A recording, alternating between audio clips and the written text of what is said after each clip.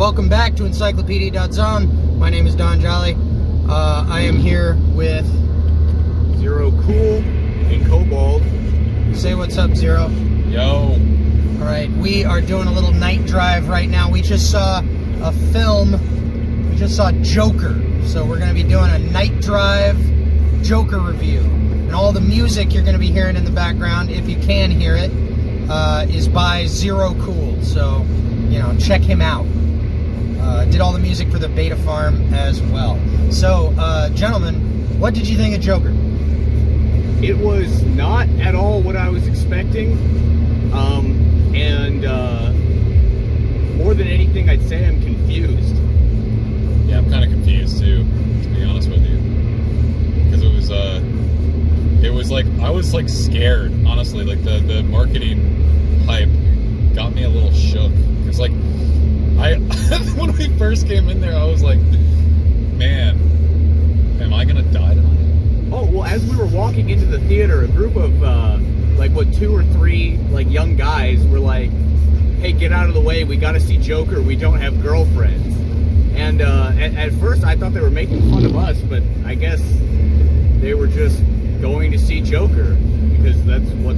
Yeah, man, but I thought they were kind of scary, dude. I thought they might do it. Well, they were like, they were laughing. They were kind of like, Joaquin Phoenix does a lot of running in this movie, and they were kind of running like Joaquin Phoenix and Joker, like through this kind of, dead mall that we went to see the movie in. I don't know, there's something very creepy about this film, man. And it's like, we've all seen all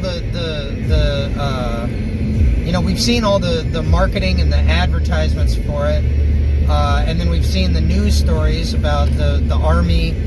I'm not going to quote specifics because, we've been on the road and I haven't, I don't have a list of sources to cite here, but, there's been a lot of media agitation about, expecting... When we saw headlines, fake or not, that was like, this movie will kill you. Yeah, this movie is going to attract the mass shooters. And it is basically a film told from the perspective of a mass shooter. Sort of ennobling that pursuit. Well, it is more... I didn't expect it to be that, because the director of this film is famous for, publicity stunts. Apparently, from what I've heard, his first movie, when he was in college, he got the funds by selling John Wayne Gacy paintings, and I believe it was the G.G. Allen documentary, and he invited a local Boy Scout troop as well as several priests to the theater for the preview or the launch of his movie, and then he called the media and told them what was going on, basically to rat on himself to drum up more publicity for his movie. So I kind of thought this was going to be a situation where, it's really, really hyped up, but there is a vague, call to political action in this movie, but, I don't know, I couldn't tell you what it is. Yeah, it's kind of a deliberately apolitical movie. But there were very political images in the movie, which makes it kind of confusing. There were protesters with literally holding signs that say "resist" on them. Yeah, it's apolitical to the degree that it uses both imagery of the right and the left. Yeah. And it kind of presents populist resentment against the upper class as something that is driven by and created by misinterpreting acts of psychopathy, which is kind of a weird message to have. At the same time, the Joker is portrayed, by the end of the film, as at least in some sense, a hero of the downtrodden, which is I don't know. Well, it seems like a really bad message to put out in the world, that it's you can become a folk hero by putting violence out into the world. And it's a very strange message to have in a film. Yeah, and a film, this is a superhero film. This is, in some way, this is attempting to be a work of popular mythology, right? So it's like the popular mythology of and they literally, like, you know, when Joker fucking kills Robert De Niro, spoilers, when Joker does that, you know, he says, this is what happens when you cross a crazed loner with society. And then he fucking kills the talk show host, right? Like, I mean, I guess we have to say at this point that this is a spoilers video. Yeah, this is a spoiler video on Joker. Just witnessed what is probably a street race going on between that Mustang and that 3 Series. That's actually much more interesting than I'm thinking Joker. the 3 Series is about to win. Yeah, honestly. Anyway, no, I mean, it's very evident in the dialogue that, I mean, I'm assuming this was probably shot in 2018, and the Joker meme existed at that point, but it was not as large as it is now. Yeah. And it seems like they were very aware of that and played into it. Yeah, it's weird too, because the movie takes place like in that kind of, like, some Batman media does this, where it takes place in like a nebulous past, where basically it's just like everything is old, but it's kind of like a confused old, where you have like cars from the 70s, but answering machines, and music from the 60s, and like, you know, everything is kind of heightened and intensified, but there are no computers. Yeah, it's a very strange, there's like... no internet. It's a pre-internet world, but it's, you know... Yeah, well, I mean, it's very much like what someone born in the 90s thinks of as just, like, before they were born. Right, you know? yeah. It's kind of like, oh, this is when my parents were alive. This sort of, like, weird, like, post-50s but pre-90s era. Yeah, like that, and that gives it this weird thing, because it's like, the film is about a disaffected loner who's fucked over by every authority figure in his life. He's let down by the system, and he becomes violent, not because he's angry, but because he's like scared and pushed, you know, like he isn't, like, he is a very angry figure, but he's actually like, he spends most of the movie being like basically just pathetic and alienated.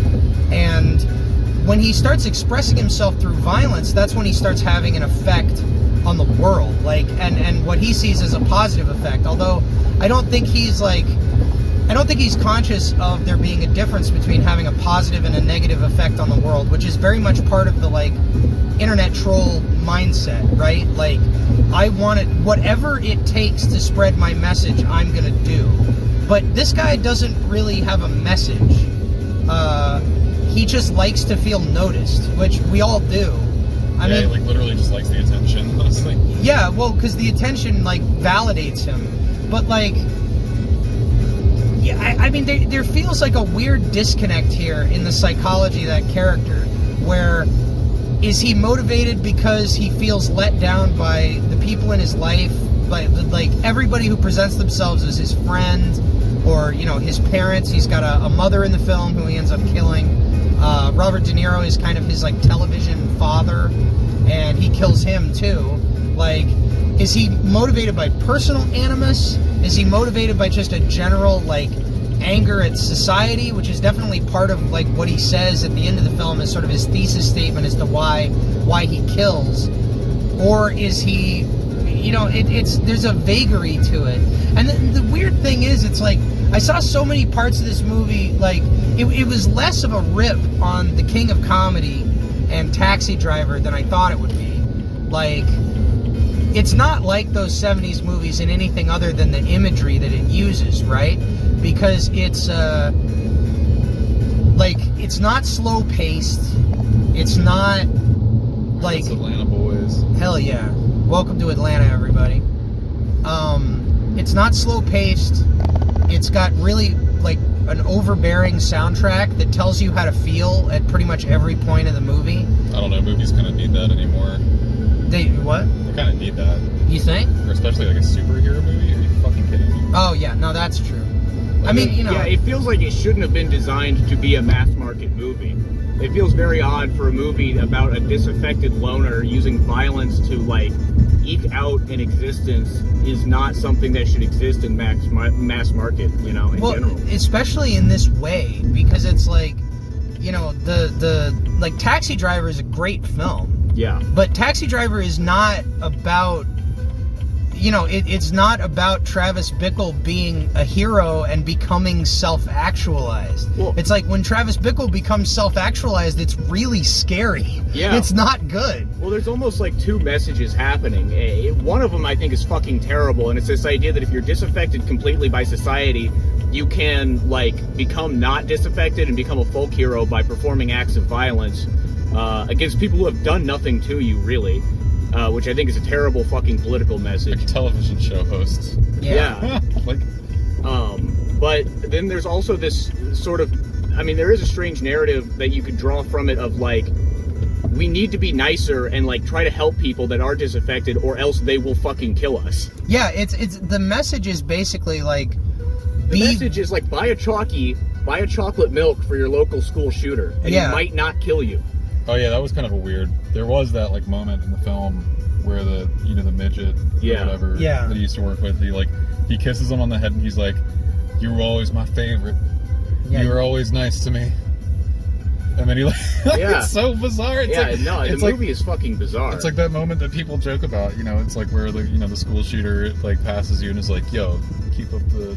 It's like, "I always liked you," and then just like resumes the rampage. But the thing is, like, the effect that this movie will have is not to make people be nicer to isolated loners. Yeah, because that's not the it point. portrays isolated loners as deeply And dangerous, it's fucking Oh, yeah. scary, dude. to society. yeah. Erratic and unpredictable. Well, Yeah. and it also says that isolated loners are like uniquely empowered to speak to the mass movements of our time. Like the fact that like Joker kills 3 Wall Street guys on the Like train. junior bankers. Yeah, like junior bankers, just because they're being assholes. Like he has no political Like, they're motivation. like beating him up basically, and he just defends himself. Yeah, he shoots. He was him. in a self-defense scenario, He was in a self-defense situation, and he's not like, he's just like a sad, scared guy. yeah, and he had Yeah. just lost his job. Like the film puts all these things. It's like, yeah, a bunch of bad things happen to this guy, and like when a bunch of bad things happen to you, you're just dangerous. You're just in a dangerous zone. Well, he really is like the, weird Amalgus Past version of an 8chan poster. Like, there's this weird, the way they shoot this is very strange because at first I felt like there were scenes missing because there's large, like, political action taking place in the movie, but you only experience it through the eyes of the main character, of Arthur, as he sort of like, watches these ripples of his own actions slowly go out into the world exclusively through newspaper and media broadcast. Yeah. Like, we're never given I don't know what this guy's doing. We're never given like a helicopter shot of the riots. We only experience the world through Arthur's eyes. Well, I actually like that part. I mean, it's pretty inarguable, I think, to me, that it's like, this is one of the most interesting of the superhero movies. But it's like, it's really hard for me, because like Taxi Driver, I look at that and I'm like, this is something that was made by artists. Like Robert De Niro's an artist, Martin Scorsese's an artist, Paul Schrader is an artist. They're making a distinct, like this is a limited group of very creative people, like, making a statement, an artistic statement. But like when you get Warner Brothers, like, making a big superhero movie, like, tied up with the Batman mythology, which, they're this is part of a marketing machine. It's very hard for me to look at this as something that is just an artistic statement. You know what I mean? Right. Like, it feels like there's a larger societal message here, or like a way that they want you to feel, or a way that they want you to act, that is like in concert with the desires of sort of mainstream culture as a whole. Well, it's fucked up because it's like I walk out of the theater and it's like I feel like I just watched an endorsement of violence, and I really don't care for it at all. Well, and it's an endorsement of violence that makes... You want to hear a joke? Yeah. Yeah, I do want to hear a joke. I bought a gun. Whoa! That's hilarious.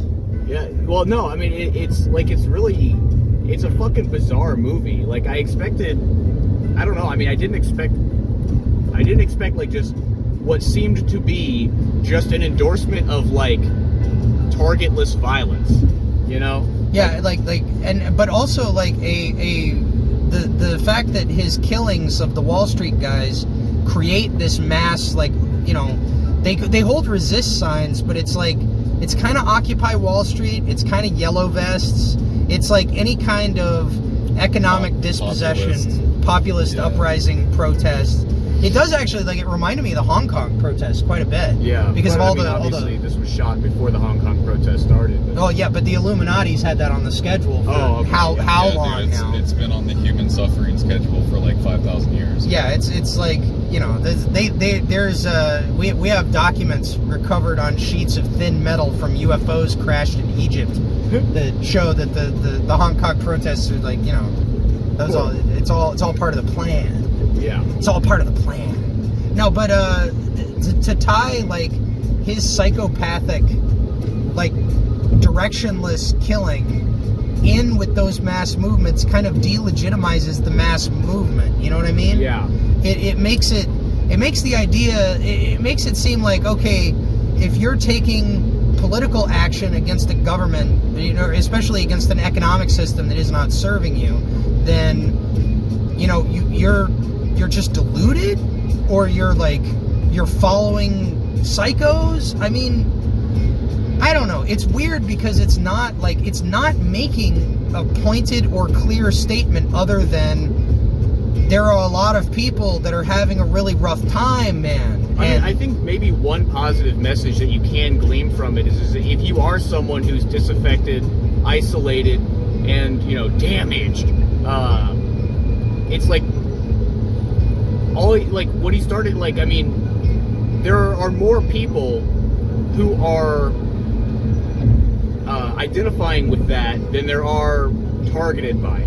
You know what I mean? Yeah. Like, I mean, like, the atmosphere in the theater, like, there was this kind of, like, brittle, like, it's a really funny movie. Oh yeah, it's hilarious, honestly. Yeah, it's a really funny movie, but I felt weird laughing at it because of the political situation around it.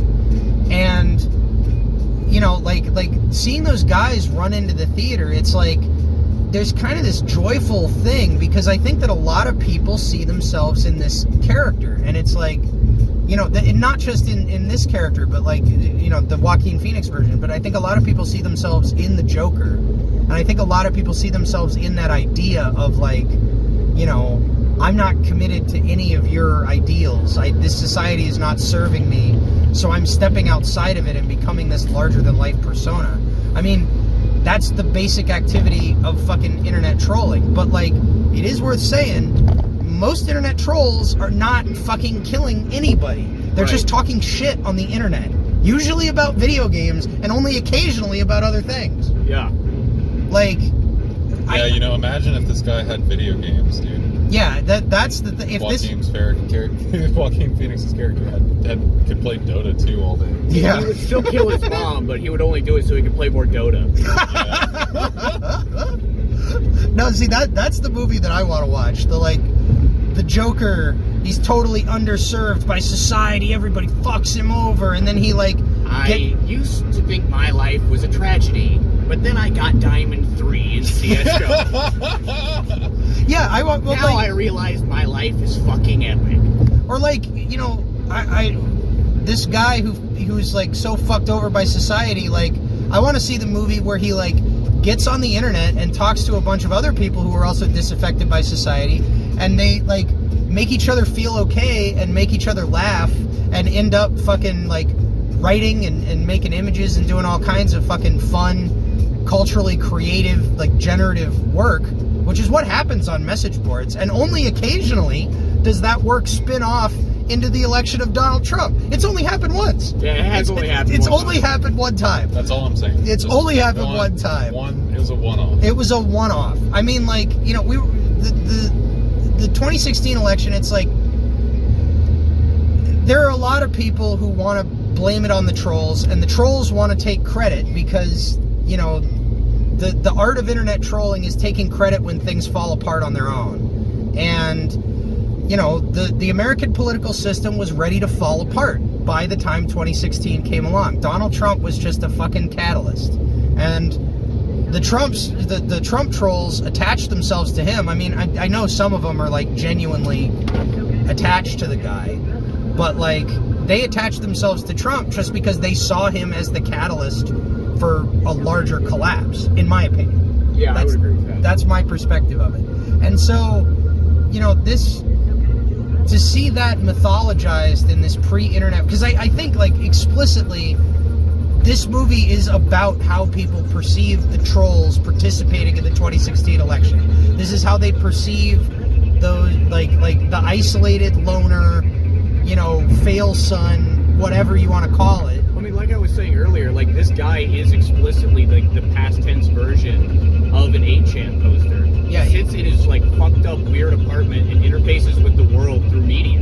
Yeah, and he lives with his mother, and his mother fucked him over just like everybody else. And every positive influence in his life is either a delusion or, you know, something, or it's a delusion based on media. Yeah. You know, because he has that fantasy where Robert De Niro is his dad, basically. Yeah, I mean, he does have this very strange, like, parental relationship with television. Yeah, I thought that was kind of interesting. Yeah, well, I mean, it's definitely something that you can see reflected in a lot of people, you know, sort of raised by television. I mean, I don't know. It's very strange. Okay, so we saw another movie, though. Yeah. Arguably, in fact, inarguably a better movie. Inarguably a better movie. Do you want to talk about that one, Zero? I think we're gonna have to make this a two-parter. Okay. I don't know about because we're getting kind of Go. So, we just saw the Joker. It was incredibly cringe, and it sucked dick. Okay, I have it on strict orders that I can't show my tummy, so I'm a little bit upset about that as well. I was like, what if I dox my stomach? And they said no, so fuck. I guess now I gotta go on a talk show and bring a gun. Murray, what if I just shot you right now? Yeah, like that's the thing. I used to be, you know, I'm a loner. I'm a crazed loner. Nobody noticed who I was until I got this gun. Like, that's a horrible fucking message, man. It's terrible. Fuck It that sucks, message. dude. Cringe. Fuck it. Fuck that fucking message. horrible. Fuck that Fuck movie. it. Fuck Warner Brothers. Fuck Batman. Fuck all this big corpo bullshit. Like, fuck it. I'm tired of But this listen, shit. we're not in the dark zone anymore. No. You know, this is a part of our collective 2020 come up. Exactly. It's our year, boys. Which is why. And that's why we're not going to talk about the Joker. The Joker sucked. Don't watch it. It was very cringe. What we should talk about, though, is the movie Hackers. The movie Hackers is the truest form of Kino available today. Yeah. It's the best. Okay, it's got everything. You got Angelina Jolie, 19-year-old Angelina Jolie nip slip. You got fucking real models. Yeah, like there are like these flyover sequences with like there's real like models. so like Hackers. Yeah. You got the soundtrack with Prodigy, Orbital, Moby. Some rap rock guys. Yeah, some rap rock guys. Possibly the Song best called Good costume Grief, I don't design. remember. Machines of Loving Grace is in there. They're fantastic. It's just incredible. The sets are awesome. It's a movie that's just fun. And it's got thrills. It's got chills. It's got quotable quotes. It's got better quotable quotes than the Joker. Like, I used to think my life was a tragedy. Now I realize it's a comedy. Yeah, cringe. That's cringe. That's cringe. Mess with the best, die like the rest. Now that's going to stand the test of time. Yeah. And you know what else it has is main characters that are loners that don't quite fit into society. And you know what they don't do is start killing people. Yeah, they don't kill anybody. They instead use their cleverness to outmaneuver police and corporate oligarchical villains, and you know, for the purposes of creating a free flow of information across the world. You know, I don't know what modern social groups might do something like that, but like, I think they might be the same kind of people that are targeted by this fucking Joker movie, you know? And that's all we got to say about that. Yeah.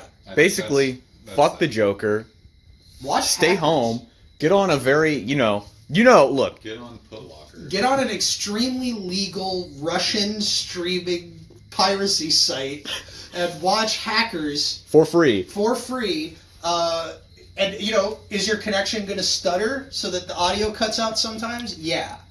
Is your ThinkPad from 2011, Bluetooth 2.1 or whatever? The audio is gonna cut out and skip. Doesn't matter. It's gonna be a much better, much more pleasant, enriching cultural experience. Yeah, don't you want to see them render, and like the Joker, the characters in Hackers are hyper-informed by media. When they think about things, they close their eyes, and then there's just a quick-cut montage of television images. I was talking about that, when we were watching it, That's great. Like, there are Outer Limits clips, like, there are some other things, you recognize them. Yeah, Valley of Gwangi, motherfucker. Yeah, like, all kinds of cool shit. Oh, yeah. And then that only happens for, the first 15 minutes of the film, because I guess it got too expensive. Yeah, they stopped doing it. Yeah. But okay, so, hey, if you are, and I don't, if you are an isolated person who, has put together their understanding of the world by, hyper-consuming media, maybe don't look at yourself as only valuable if you get a fucking gun. Maybe look at yourself, because Hackers was infamous on the internet in the 90s and early 2000s because people thought it was so fucking bizarre that it was portraying basically internet nerds. They're hackers, but they're movie hackers. The technology isn't real. Johnny Lee Miller at the end when they're doing the big hack, puts on that fucking. It's like a space fighter monocle. Yeah, it's like that accessory that they sold. Tiger Electronics, R-Zone. Yeah, the Tiger Electronics R-Zone. He puts on a fucking children's toy to do the big hack because they thought it looked cool. But which it does. It does look cool. It looks extremely cool. The costume design in general is way better than the Joker. Yeah, everybody in the movie looks fucking cool as hell. And in the 90s, that was what the internet hated. They were we are not cool. We are not cool people. We are not like this. We don't hang out in fucking cool if you talk to Gen X people or older millennials, they'll tell you Hackers sucks. It's a really cornball movie or whatever, but it's not. It's aged like a fine wine. It gets better every year. I've watched that movie at least twice every single year. I've seen it probably 50 times. No joke. And every single time I watch it, I'm like, this is even more relevant. I hate to tell you this, but if you're an isolated loner who consumes a lot of media and is conversant with technology, which of course the Joker is not conversant with technology, the Joker movie. He is by the standard of this weird amalgamous time, though. Yeah, to the extent that he watches. He knows how to use an answer machine. He knows how to use a phone and he knows how to use a gun. Yeah. But what's a way more powerful piece of technology than a gun? A fucking computer. And I think Hackers is a much more interesting. The reason people hate it in the 90s is because it was portraying internet culture as cooler than it was. But it's 2019. It's about to be 2020. If you're watching this fucking video and you're a quote unquote extremely online person, I hate to tell you this, but you are fucking cool. You're a citizen of the future, and all the people who are telling you that you're fucking wrong, they just don't understand where you're coming from. I'm not saying that makes you a good person necessarily. I'm just saying that it's don't be fucking ashamed, and don't let these fucking idiots making shit like Joker and pushing it into the conversation and saying that this is what we all need to think about, this is what we all need to care about right now. Don't let them define you in this shabby, cynical, fucking corporate way. Don't let them do it. Watch Hackers, pirate Hackers, and then hack the fucking planet.